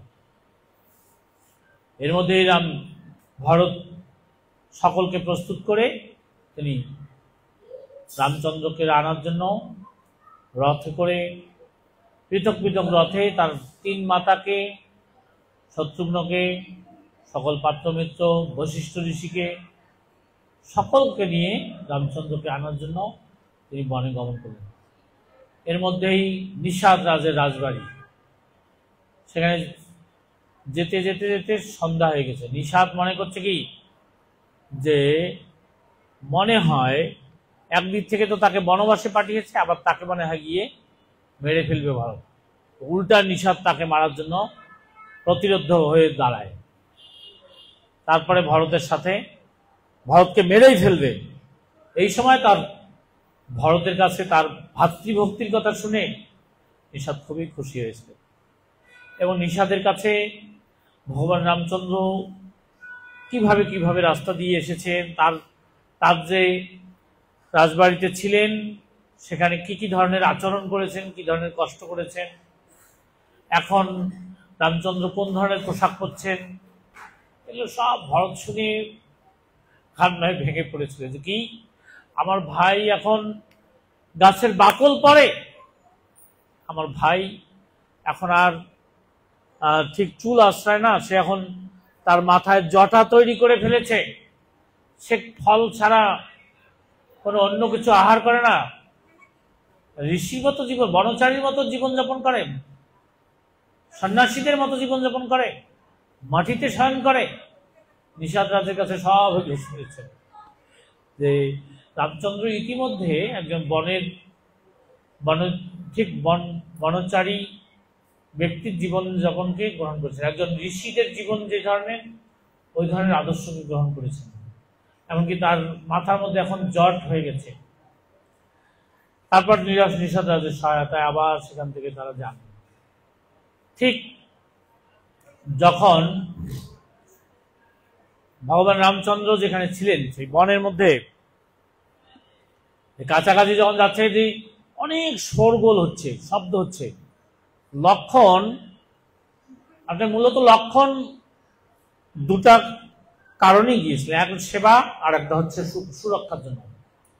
ভগবান রামচন্দ্র তো তাদের ঋষির মতো জীবনযাপন করবেন, কিন্তু যদি কোনো বাইরের শত্রু এসে তাকে মেরে ফেলে, এই জন্য লক্ষণ যাওয়ার সময় তার বাবার কাছে 2টা অস্ত্র নিয়েছিলেন, যেটা দেবতাদের কাছে প্রাপ্ত 2টা অস্ত্র সেই চেয়ে নিয়েছিলেন, যাতে সেই অস্ত্রের মাধ্যমে রামচন্দ্রকে সুরক্ষা দিতে পারে। লক্ষণ এক বিশাল উঁচু গাছের মধ্যে উঠে দেখেন যে ভরত আসতেছে, আর সে তো আরো তেলে বেগুনে জ্বলে গেছে। কি, আমাদেরকে বনবাসে পাঠিয়েছে, এখন সেই সমস্ত সৈন্য নিয়ে আক্রমণ করার জন্য এসেছে, যে যাতে রামচন্দ্রকে মেরে ফেলতে পারে। এই জন্য সে পুরা প্রস্তুতি নিয়েছে, ভরত আসলেই তাকে মেরে ফেলবে। এটা রামচন্দ্র জানতে পেরেছে। রামচন্দ্র জানতে পেরে রামচন্দ্র লক্ষণকে এটা বাঁকা কথা দিয়ে তাকে থামিয়েছে। লক্ষণ, তুমি ভরতকে মেরে ফেলে ওই রাজসিংহাসনে তুমি নিজে বসতে চাও কি? এরকম মনোভাব তোমার? সাথে সাথে লক্ষণ কেঁদে দিয়েছে, না না দাদা, এটা কখনোই হতে পারে না। কি বলছো তুমি? আমি তোমাকে সুরক্ষা দেওয়ার জন্য, তোমার সেবার জন্য আমি এসেছি। আমার মনে হচ্ছে যে তোমাকে মারার জন্য আসছি। না, তুমি জানো না যে ভরত আমাকে কি ধরনের ভালোবাসত। আমার মনে হয় যে ভরত আসলে সে সহ্য করতে পারেনি। আমি যে বনে এসেছি, এটা সহ্য করতে পারেনি, এই জন্য আমাকে হয়তো নেওয়ার জন্য আসছে, তুমি শান্ত হও। তারপরে যখন লক্ষণ দেখলেন যে সত্যি সত্যি ভরত তাকে নেওয়ার জন্য এসেছে, এখানে এই জায়গায় কথাগুলো ছিল মানে খুব মূল্যবান আছে রামচন্দ্র রামায়ণে, যে যখন ভরত রামচন্দ্রকে এরকম অযোধ্যায় ফিরিয়ে নেওয়ার জন্য তিনি প্রার্থনা করেন, তখন তিনি পিতার প্রতি কোন ধরনের মনোভাব থাকা দরকার সন্তানের, সেই কথা তিনি ব্যক্ত করেন। দেখো আসলে দুটা জিনিস জানিয়েছিলেন তখন রামচন্দ্র, দেখো তুমি যে কইকেয়ী মায়ের প্রতি এরকম মনোভাব পোষণ করছো, এটা কখনো ঠিক নেই। এবং ঠিক আমার বাবা যে আমার বিরহে মৃত্যুবরণ করেছে, সেটাও ঠিক নেই। যে তখন তিনি শাস্ত্রের কথা বলছিলেন যে মৃত্যু এটা এরকম যে সংসারে যেমন যে নদীর মধ্যে যদি একটা কুটা ছেড়ে দেওয়া যায়, কুটাটা কি করতে পারে? কুটা কি তার নিজের স্বাধীনভাবে চলতে পারে, নাকি স্রোতের গতি অনুযায়ী চলতে থাকে? কোনটা? আর কখনো কখনো কুটা এসে কিনারেও চাপতে পারে, আবার স্রোতে ভাসতেই থাকতে পারে। তখন বলছেন যে দেখো ঠিক এই জগতের জীব ওই রকম, যে তার নিজের কোনো স্বাধীনতা থাকে না, সব কালের দ্বারা নিয়ন্ত্রিত হয়। ঠিক আমার বাবার যে মৃত্যু, এটা তো তার কাল, আয়ুষ্কাল যতদিন পর্যন্ত ছিল সেটা ছিল। আর তুমি কইকেয়ী মাতার যে কথা বলছে, এটা তো ওনার কোনো দোষ না। মূলত এই জগতের সব কিছু নিয়ন্ত্রণ করেন কে? কাল। এই জন্য তুমি কখনোই এরকম বিশেষ করে মায়ের প্রতি, পিতার প্রতি এই ধরনের মনোভাব তোমার থাকা উচিত না। আর একটা জিনিস তোমাকে মনে রাখা উচিত, ভারত, যারা জ্যেষ্ঠ আছে আমাদের, তাদের কখনো দোষ ধরা কনিষ্ঠদের উচিত না। বিশেষ করে মায়ের দোষ কখনো পুত্রের ধরা উচিত না। মাতৃদেবী যা করেছেন সেটা হয়তো উচিত কাজেই করেছেন, তুমি না বুঝে তাকে অবজ্ঞা করবে না। তারপরে তিনি পর্যায়ক্রমে দেখাচ্ছিলেন যে তোমার কোনোভাবেই এই ধরনের মনোভাব থাকা উচিত না, এবং তুমি সুষ্ঠুভাবে রাজ্য পরিচালনা করো, রাজসিংহাসনে বসো। তুমি তোমার মায়ের যে মানে আমার বাবার যে ইচ্ছা ছিল তাকে প্রতিজ্ঞা করেছে, এতে তোমার বাবারও প্রতিজ্ঞা রক্ষা হবে। পুত্র হিসেবে এটা করা উচিত কিনা? যেহেতু আমার মা চেয়েছে, তাহলে এটা বাবার প্রতিজ্ঞা রক্ষা করা উচিত। আর সেই রক্ষা করাটা যেমন আমি রক্ষা করার জন্য এখানে চলে এসেছি, তোমার কি করা উচিত? আমি যেমন পিতৃসত্য রক্ষা করার জন্য বনে এসেছি, আর পিতৃসত্য রক্ষা করার জন্য তোমার কি করা উচিত? রাজসিংহাসনে বসা উচিত। বল, এই ধরনের আদেশ দিয়েছিলেন যে পিতৃসত্য রক্ষা করা এটা পুত্রের কর্তব্য। বাবা যেহেতু কথা দিয়েছেন সত্য রক্ষা করো, যাও। তখন ভারতের সাথে আরো তর্ক বিতর্ক ছিল। এই তর্ক বিতর্ক কি?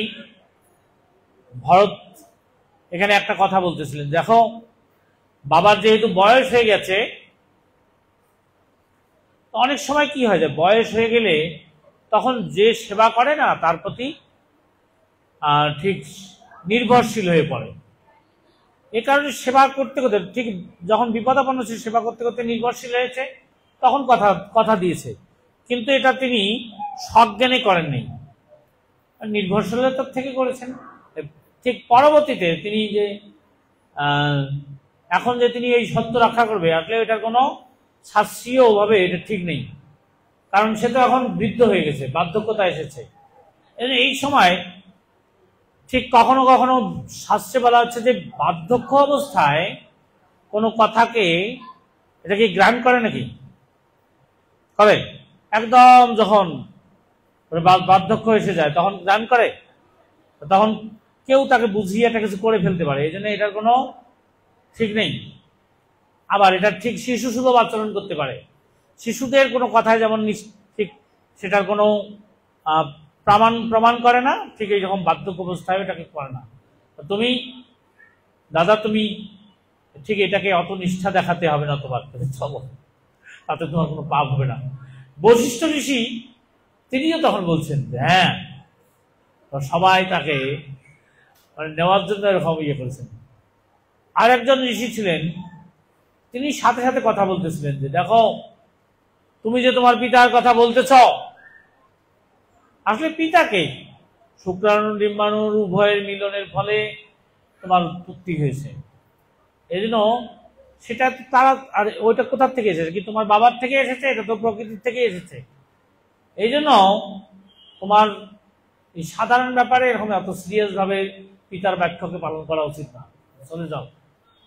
আবার রামচন্দ্র তার প্রতি লিখে, কে আমার পিতার বাক্য রক্ষা করতে হবে না, আপনাদের মতো ক্রূর ব্যক্তিরাই এই সমাজের কুলাঙ্গার, আপনারা কখনো ধর্মনীতি শিক্ষা দিতে পারেন না। এই ধরনের নীতি আদর্শ যদি শিক্ষা দেওয়া হয় তাহলে জগৎ কলঙ্কময় হবে, জগৎ উচ্ছন্নে যাবে। কে বলছে? পিতার বাক্যই পুত্রের পালন করাটাই হচ্ছে সব থেকে বড় ধারণা। এইভাবে তাদের সাথে তর্ক বিতর্ক হয়। যখন ভরত দেখছে যে না কোনোভাবেই তাকে আর, তখন শেষ সময় ভরত একটা কথা বলছে, দেখো দাদা ঠিক আছে তুমি তোমার পিতৃসত্য পালন করছো, কিন্তু আমার একটা সত্য আছে, কি আমি তোমার সেবক, তো আমিও প্রতিজ্ঞা করছি তুমি যদি না যাও তাহলে আমি আর বনের থেকে যাব না, আমিও এখানে থাকবো। আমি তোমার সেবক, আমি নিষ্ঠার সহিত তোমার সেবা করতে চাই দাদা। সেবকের কর্তব্য প্রভুর সেবা করা, আমি তো আর সেখান থেকে যেতে পারি না, আমি যাবো না, প্রতিজ্ঞা করে ফেলছেন। তখন রামচন্দ্র ভরতকে বলছেন না, তোমার ফিরে যাওয়া উচিত। আচ্ছা, ভরত এবার আর একটা বিপদে পড়ছে, তুমি কি আমাকে প্রভু জ্ঞানে দেখো? তুমি কি আমার সেবক? প্রভুর আদেশ সেবকের সবসময় শিরোধার্য মনে করা উচিত। কি তুমি যদি আমাকে প্রভু জ্ঞানে দেখো, আমার সেবা পরায়ণ থাকো, নিজেকে সেবক বলে মনে করো, তাহলে আমার আদেশ কি? যাও। এভাবে দুইজনের মধ্যে অনেক তর্ক বিতর্ক হয়েছে, কিন্তু তাতে রামচন্দ্র শেষে বিজয়ী হয়েছে। ঠিক এখানে ভক্ত ভগবানের মানে একটা কম্পিটিশন চলছিল। তারপরে ভরত সিদ্ধান্ত নিলেন, ঠিক আছে আমাকে যখন ফিরে যেতে হবে, আমি তুমি যে ব্রত গ্রহণ করেছো দাদা, আমি কখনোই এই শরীরে রাজ পোশাক করতে পারি না, ওই রাজ সিংহাসনে বসতে পারি না। তুমি যে ব্রত গ্রহণ করেছো, এই জটাজুটো হয়েছ, ঋষিদের মতো জীবনযাপন করছো, ফলমূল আহার করছো, আমিও তোমার কথায় আমি অযোধ্যায় ফিরে যাব ঠিক, কিন্তু আমিও কোনো এরকম বনচারীর মতো বনবাসে যেমন তুমি যে অবস্থায় থাকবে আমি ওই ধরনের অবস্থায় জীবনযাপন করবো। একটা পাদুকা নিয়ে এসেছে, এই যে পাদুকা তুমি পড়ো, এই পাদুকা সেই রাজসিংহাসনে উপবেশন করিয়ে আমি তোমার সেবকের মতো শুধু সেবা করব, কিন্তু আমি কখনো রাজা হব না।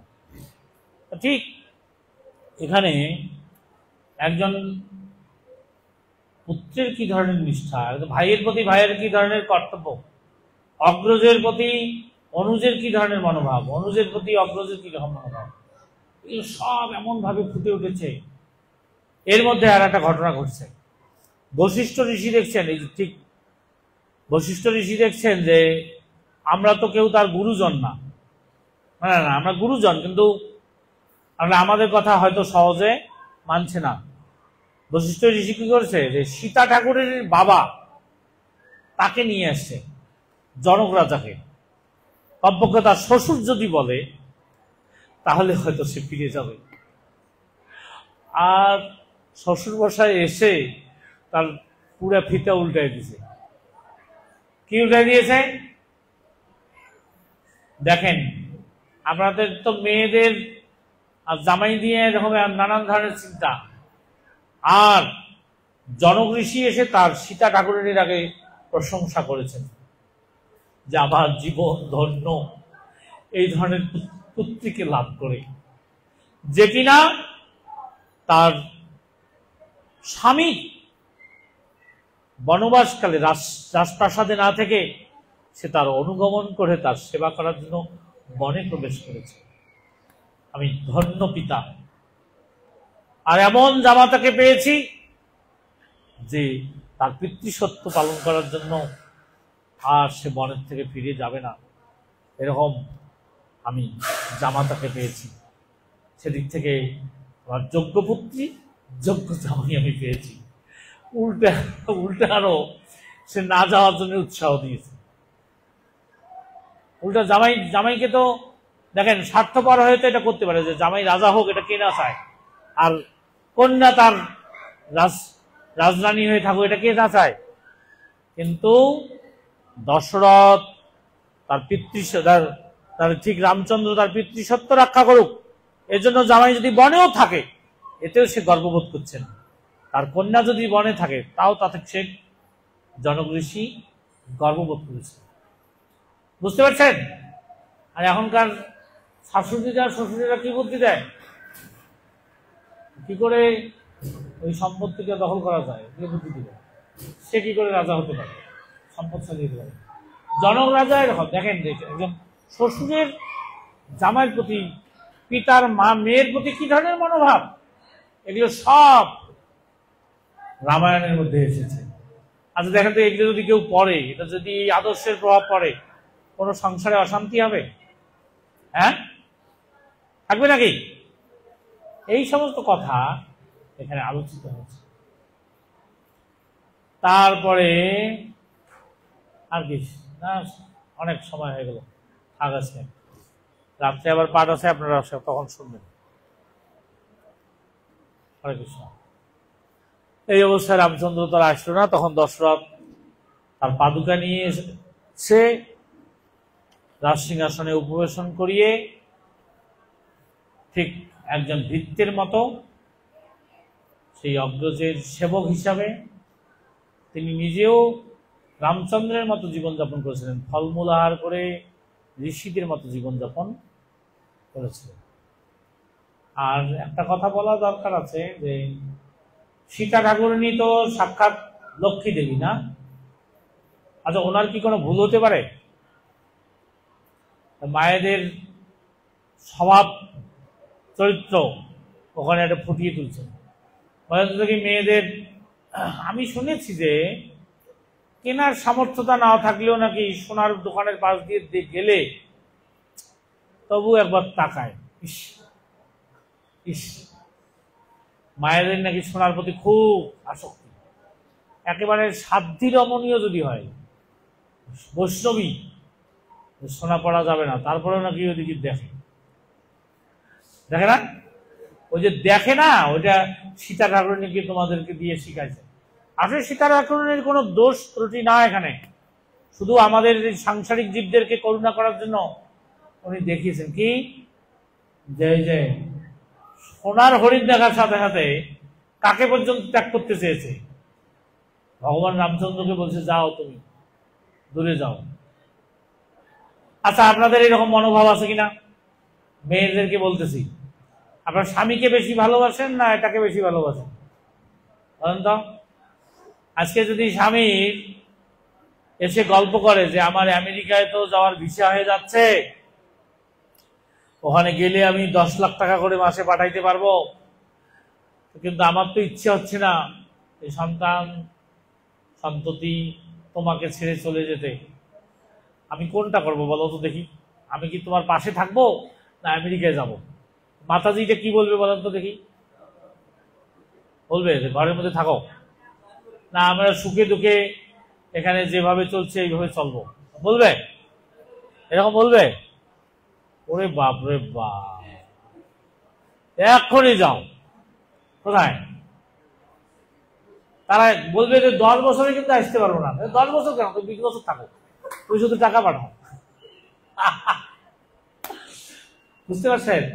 ওই যে এখানে সীতা ঠাকুরানীর ওইটাই আমাদেরকে দেখাইছে যে রামচন্দ্র বলছে আমি তোমার পাশে থাকতে চাই, আর বলছে তুমি সোনার হরিণ আনি দাও। যাও যাও। রামচন্দ্রকেও পর্যন্ত দূরে তাড়িয়ে দিয়েছে কিসের জন্য? সোনার জন্য। এই সোনা হচ্ছে অর্থের প্রতীক। আমরা আমাদের স্বামীদেরকে কোথায় তাড়িয়ে দিতে পারি? তাড়িয়ে দিলাম, কিন্তু যদি 10 বছর বিদেশে থাকে, আমি সুরক্ষিত কিনা? এই আমি সুরক্ষিত না, ওটা না বিচার করে কিন্তু আমরা দিয়ে দেবো, তারা যাও আমেরিকা যাও, টাকা আসুক। এই শিক্ষা দিয়েছেন সীতা ঠাকুরানীকে দিয়ে। সীতা ঠাকুরানী এরকম ভুল না, এটা আপনাদের হয়ে করছেন। 10 বছরের জন্য যাও। দেখেন 10 বছর কেন, ওই কতক্ষণের জন্য গেছে, তাও রামচন্দ্র বলছে যে যাই হোক, আমি যেহেতু যাচ্ছি। রামচন্দ্র যেতে চায়নি, তাও তো জোর করে না, আনতে হবে, আমার সোনার হরিণ চাই, সোনার হরিণ চাই।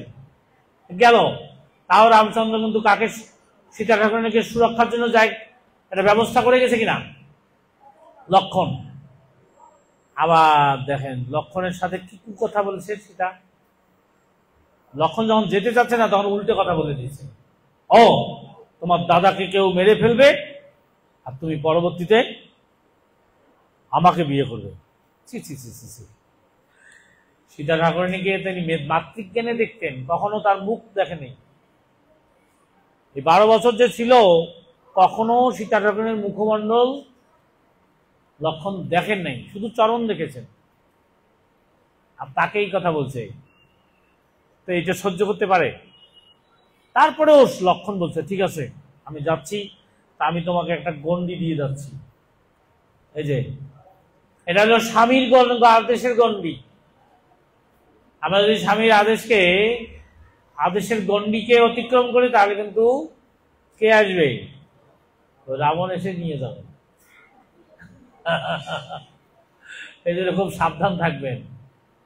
সীতা ঠাকুরানী সাক্ষাৎ লক্ষ্মী, ভগবানের ঘরণী, তাকে কি রাবণ নিতে পারে না? এটা শুধু আমাদেরকে দেখানো যে তোমারও ওই দশা হতে পারে। তুমি যদি স্বামীর গণ্ডির আদেশের গণ্ডিকে অতিক্রম করো, তাহলে যথেচ্ছাচার আচরণ করো, বেশি স্বাধীন হয়ে যাও, একা থাকতে পারবে, তাহলে ওই যে রাবণের দ্বারা ধৃত হয়ে যাবে, ধরা পড়ে যাবে। এগুলো সব এই সাংসারিক শিক্ষা, নীতি শিক্ষা, রামায়ণ সব এগুলো শিখিয়েছে আমাদেরকে। বুঝতে পারছেন? ঠিক আরো একটা সুন্দর শিক্ষা ছিল।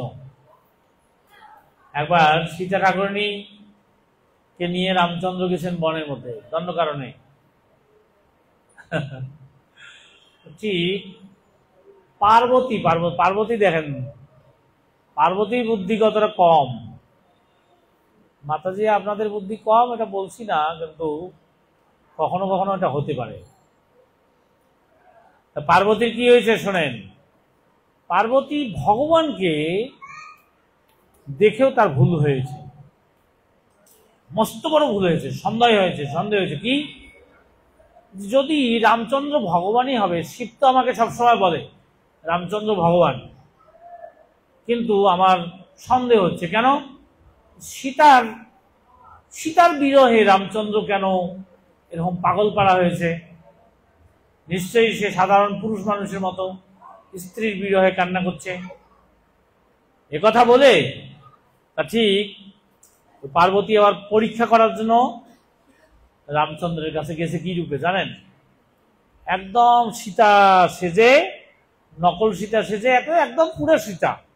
আর মায়া দেবী না, উনি তো পারেন, পার্বতী দেবী একদম নকল সীতা সেজে গেছে কার কাছে?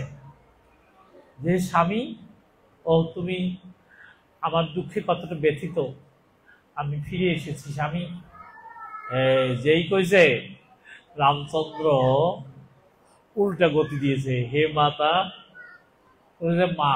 মা বলছে, হে মাতা, তুমি এরকম একাকী কেন এরকম বনের মধ্যে ভ্রমণ করছো? কখনো সতী সাধ্বী রমণীর এরকম একা বনের মধ্যে এরকম আসতে নাই। কোথায় মহাদেব, কোথায় তোমার পতিদেবতা, কোথায়? সেখানে যাও, তুমি একা কেন এরকম ভ্রমণ করছো? আর তখন পার্বতী লজ্জা পেয়ে গেছে, আরে এ তো সাক্ষাৎ ভগবান, না হলে কেন আমি আমি মায়া ছল করে আসছি আর আমাকে ধরে ফেলছে। সাথে সাথে যে কান্না করছে, হায় হায় আমি কি অপরাধ করেছি। এখন শিব এইবার উনিও তো অন্তর্যামী, জানে শিব তো গেছে রেগে, সে তার কাছে গেছে, সে বলছে না আমি কখনোই আর তোমাকে পত্নী বলে গ্রহণ করব না। কেন? তোমার হৃদয়ের মধ্যে কি ভাব জেগেছে বলো তো? তুমি রামচন্দ্রকে ছলনা করে তাকে তুমি স্বামী বানাতে গেছো। হ্যাঁ, সে আমার প্রভু, আমি যার প্রভু জ্ঞানে তার ধ্যান করি। যদি কেউ তার পত্নীর অভিনয় করতে চায়, তুমি সীতার বেশ ধারণ করছো না? সীতার বেশ ধারণ করছো তো? তাহলে আমি কি আর তোমাকে পত্নী বলে গ্রহণ করতে পারি? তুমি না সীতার আকৃতি ধারণ করেছো? না না, আমি তোমাকে সীতার জ্ঞানই দেখবো, আমি আর কখনো তোমাকে পত্নী জ্ঞানে দেব না। এই পার্বতী কিন্তু ওই যে 2 নৌকায় পা দিলে কি হয়, মাতাজিরা, ওটাও এখানে দেখাইছে। এই যে এদিকে গেছে না, এদিকে আবার আসলটাও হারাই গেছে। আর শিবজি মহারাজ তাকে নেয় নেই। এই জন্যই 108 বার দেহ ত্যাগ করে, তখন পার্বতী 108 বার দেহ ত্যাগ করেছেন না, 108 বার মৃত্যুবরণ করেছেন, আবার নতুন দেহ ধারণ করেছেন, আবার মৃত্যুবরণ করেছেন। তারপরে তাকে শিবজি মহারাজ গ্রহণ করেছেন। না হলে বলছে যে তুমি আমার প্রভুর পত্নীর আকৃতি ধারণ করেছো, আমি আর তোমাকে কখনো পত্নী হিসেবে গ্রহণ করতে পারি না। এই সমস্ত শিক্ষা রামায়ণে আছে। এগুলো সব হচ্ছে সাংসারিক শিক্ষা। খবরদার কেউ যেন এরকম 2 নৌকায় পা দিতে না যায়, তাহলে কিন্তু এই পাশেও হারাবে, ও পাশেও হারাবে। বুঝলেন? আরো অনেক কথা আছে, ঠিক আছে, এই পর্যন্ত থাক, নাকি আরো কিছু বলবো? আর একটা কথা আছে যে সীতা ঠাকুরনীকে নাকি ভগবান রামচন্দ্র অমর্যাদা করেছে। কিছু নারীবাদী লিডাররা এরকম তার দুর্নাম করে না? না, বরং রামচন্দ্র প্রথম একবার পরীক্ষা করে নিয়ে আসছে না, অগ্নি পরীক্ষা। কেন অগ্নি পরীক্ষা করে নিয়েছে? যাতে সমস্ত প্রজারা জানে যে সীতা হচ্ছে সাধ্বী। ঠিক স্বামীর কর্তব্য কি? তার স্ত্রীর মর্যাদা রক্ষা করা। এখন যদি অগ্নি পরীক্ষা না করে নিয়ে আসতো তাহলে কি হতো? হ্যাঁ, কেউ কেউ বলছে ও সন্দিহান পুরুষ, তাই সন্দেহ হচ্ছে। না না না, সীতাকে পরীক্ষা করে নিয়ে আসছে কি, সবাই জানলো যে সীতা সাধ্বী। তাহলে এটার স্বামীর মর্যাদার, তার স্ত্রীর মর্যাদা রক্ষা করা উচিত কিনা, যাতে কেউ তাকে অসতী বলে মনে না করে। এ কারণে তিনি অগ্নি পরীক্ষা করে নিয়ে এসেছেন। আচ্ছা, পরে আপনারা বলবেন যে তারপরে কেন এরকম লব যখন তার গর্ভে, ওই অবস্থায় কেন তাকে বনে বাসে পাঠিয়েছে? কি কারণ? আবার কেন বনবাসে দিয়েছে? হ্যাঁ, সেক্ষেত্রে একটা কড়া কথা আছে। একজন রাজার কি ধরনের কর্তব্য ধর্ম হওয়া উচিত? একজন নীতিবান রাজার পত্নী হচ্ছে তার একাকী পারিবারিক সম্পর্ক, আর রাজা সকল প্রজাদের সাথে সম্পর্ক। ঠিক একজন ধোপা, এক ধোপা কি হয়েছে, তারা ঠিক রামচন্দ্র একদিন অনেক রাত্রে তিনি পুরা রাজ্য ঘুরে ঘুরে দেখতেছিলেন যে আমার এই রাজ্যে কেউ কোনো অসুখী আছে কিনা, অসন্তুষ্টি আছে কিনা। এগুলো রাত্রিবেলা তিনি গোপনে ঘুরে ঘুরে বেড়াচ্ছিলেন। একদিন দেখে কি এক ধোপা তার ধুবনিকে বেদম পিটান দিচ্ছে, আর ধুবনি তাকে বলছে যে আমি বলছি না যে আমি হয়তো ছোট্ট অন্যায় করেছি, কিন্তু আমি তোমার কাছে ক্ষমা চাই, তুমি আমাকে গ্রহণ করো, হে পতি দেবতা আমাকে গ্রহণ করো। তখন ওই ধোপা মার দিচ্ছে আর বলতেছে, তুমি কি আমাকে রামচন্দ্র পাইছ? হ্যাঁ, তুমি বাইরের থেকে ঘুরে আসলে, সেই রাবণের কাছে ছিল, ঘুরে আসছে, তারপরেও রামচন্দ্র তাকে নিছে, আমি কি ওই রকম নাকি? হ্যাঁ, আমি ওইরকম না, তোমাকে আমি ত্যাগ করলাম। বাপ রে বাপ, ভগবান রামচন্দ্রজি আমার রাজ্যের প্রজারা এখনো সীতার প্রতি এরকম সন্দেহ করেন, এরকম অমর্যাদা না। প্রজা দুইটা জিনিস সুরক্ষা দিতে চাইছে, প্রজারা যেন কেউ যদি এই সাধ্বী রমণী সীতার নিন্দা করে, এটা সকলেই কোথায় যাবে? নরকে যাবে। তাহলে এই সমস্ত প্রজাদেরকে নরকের হাত থেকে রক্ষা করা আমার কর্তব্য কিনা? ঠিক।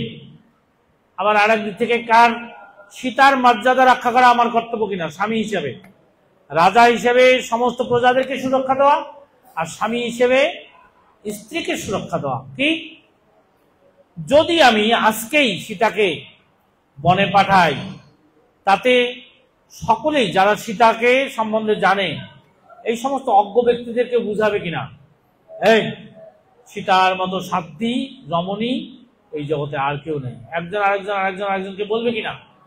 আর না হলে এই যে এই কুলাঙ্গারেরা কি করবে, এই যে ধোপার মতো কুলাঙ্গার কি বলবে, জানো আমার বউকে কিন্তু আমি রাখি নেই, কিন্তু রামচন্দ্র দেখো কতটা স্ত্রৈণ, যে তার প্রতি স্ত্রীর প্রতি কেমন আসক্তি, সে অসতী তবুও তাকে গ্রহণ করেছে। এটা বিপরীত কথাটা প্রচার হবে না? এই জন্য উনি দেখলেন যে না, সীতাকে যদি আমি বনবাসে দেই তাহলে একটা কি উল্টা ইমেজ তৈরি হয়ে যাবে, কি যাদের সীতার প্রতি ভালোবাসা আছে তারাই আবার এই সমস্ত কুলাঙ্গারকে বুঝাবে যে অলরেডি অগ্নি পরীক্ষার মাধ্যমে সীতাকে নিয়ে এসেছে, সে কি অসতী, এই কুলাঙ্গার। তাহলে ওরা, তাহলে ওই যারা কুলাঙ্গার আছে তাদেরও ওই যে সমস্ত ব্যক্তির সীতার প্রতি ভক্তি আছে তারা সবাই যখন বলবে, ওই সমস্ত ব্যক্তিরও সীতার প্রতি ভক্তি উৎপন্ন হবে। আপাতত আমি হয়তো সীতাকে দূরে দেশে ঠেলে দিলাম, কিন্তু সীতার মর্যাদা রক্ষা হলো, আর প্রজারা যেন কেউ নরকে না যায় সেটার সুরক্ষা হলো। এ কারণেই ভগবান রামচন্দ্র সীতাকে বনে দিয়েছেন। এটা সীতার প্রতি কোনো অমর্যাদা না, সন্দেহ না। যদি সন্দেহ থাকবে তাহলে সীতা ঠাকুরানীর ঠিক স্বর্ণ সীতা বানিয়ে রামচন্দ্র কেন প্রতিদিন তার ধ্যান করতে।